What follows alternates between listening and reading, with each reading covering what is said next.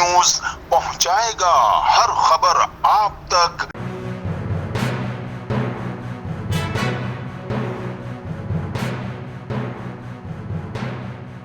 अस्सलाम वालेकुम। मैं B66 सेंट्रल गवर्नमेंट सोसाइटी का रिहायशी हूँ और इस वक्त जो नियाज़ भाई ने जितनी भी बातें करी हैं बिल्कुल वैलिड हैं।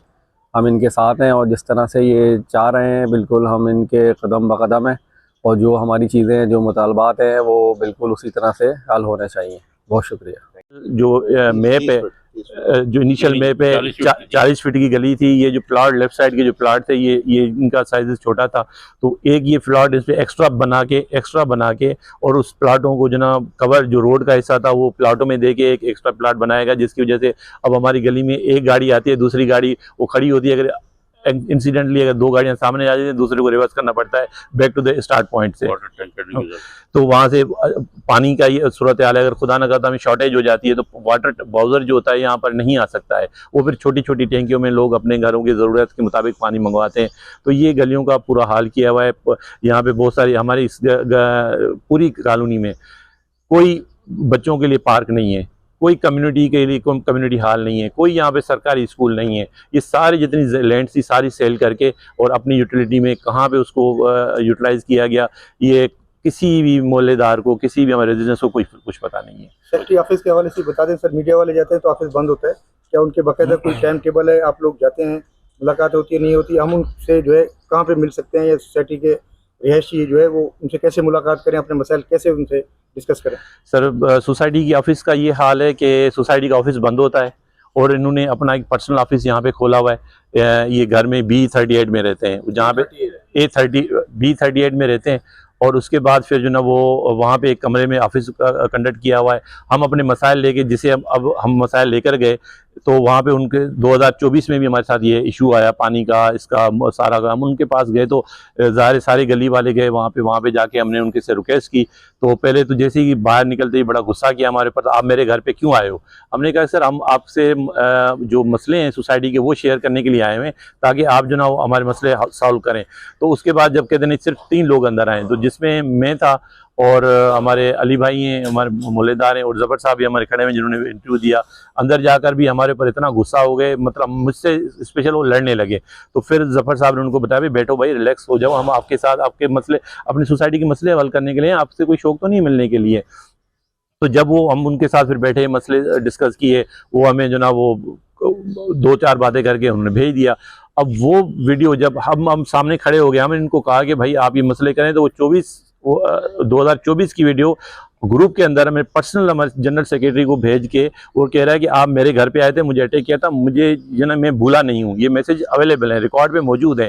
तो हमने कहा कि अगर आप नहीं, मतलब इस तरह की ब्लैकमेलिंग है, ये ब्लैकमेलिंग है इस तरह की। ऑफिस में बैठते नहीं हैं, ऑफिस में जाते नहीं हैं, और अभी भी एक नोटिस इशू कर दिया है कि 11 से 2 बजे तक मैं बैठूंगा और फ्राइडे, सैटरडे, संडे दोनों ये मतलब छुट्टी होगी नहीं होगी सरकारी। मतलब फिर मोहल्ले वाले कहाँ जाए, वहाँ बैठकर आ जाते हैं और वहाँ पर कोई मिलने के लिए तैयार नहीं होता, क्योंकि ऑफिस क्लोज होता है, ना कोई क्लर्क होता है, ना कोई स्टाफ होता है, कोई वहाँ पे नहीं होता, हर वक्त वहाँ पे ताला लगा होता है। तो सर आखिरी क्वेश्चन ये है कि सिकंदर साहब को जैसे उन्होंने धमकियां दी, इनको हार्ट फेल हो गया था, इनका हॉस्पिटल ले गए, उस हवाले से कोई? सर वो यही मैं पर्सनल, क्योंकि ये जनरल सेक्रेटरी साहब से इस जो पानी का जो एक इशू चल रहा है कि हमारा जो कोर्ट ऑर्डर्स हैं, जो पानी D को जाना है वो थ्रू C के जाना है, और B60 तक जो लाइन है वो यानी कि कोर्ट की लाइन है, वहाँ पे वो उसको बीच में उसको पंक्चर करना चाह रहा था, एक जंप लाइन। और मैं इंजीनियर हूँ, मुझे नहीं पता दुनिया भर में कहीं जंप लाइन भी होती है।